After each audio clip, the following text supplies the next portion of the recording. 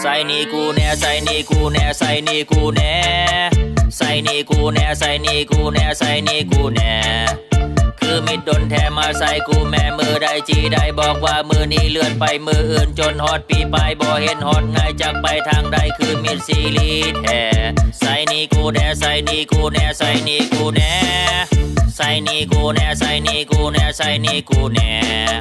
ตอนมันมายืมมันมอบมันคานเข้ามาอย่างดีบาดใดเหล่านี้อีพีโทรหามันกะบ่หับโทรไปมับปิดโทรศัพท์บอกเบอร์กูซ้ำหากลัวหายำมันนี่ใส่นี่กูแน่ใส่นี่กูแน่ใส่นี่กูแน่ใส่นี่กูแน่ใส่นี่กูแน่ใส่นี่กูแน่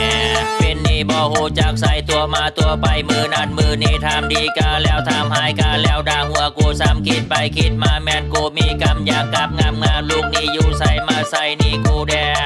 ใส่นี่กูแดใส่นี่กูแดใส่นี่กูแดใส่นี่กูแดใส่นี่กูแดใส่นี่กูแด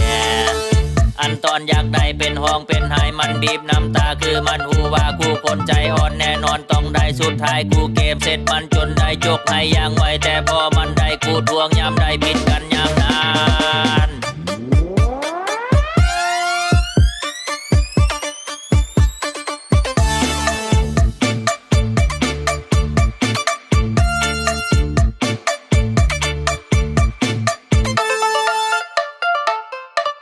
อันเงินนั้นปานงูผิดมันเห็นให้มิดกลายเป็นศัตรูวิ่งวอนหมู่ขอบหมู่คู่ภัยยืมเงินกูมาใส่กูซาก่อนกูสีพานมมือขอพอกขอพรจากเทวดา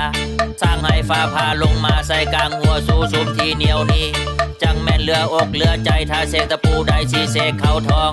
อันพวกจองหอกจองห้องยืมเงินกูไปบ่หูจักใส่ถ้าเสกควยธานูไปส่วนหัวสู้ละสีตายหาใดย้อนว่ามันเจ็บหัวใจบอกไผบ่ได้เขาสิสมนำหน้าอันยืมก็บ่ว่าดอกนาเมื่อฮอดเวลาก็ใส่กูแน่คันสู้บ่มีแท้ก็บอกดีๆบ่ต้องหนีนะคันว่ามันเป็นแนวนี้คือสิบ่ได้ละที่กูว่ากูนี่ก็หมดปัญญาสิโทรหามึงก็ด่าหัวกู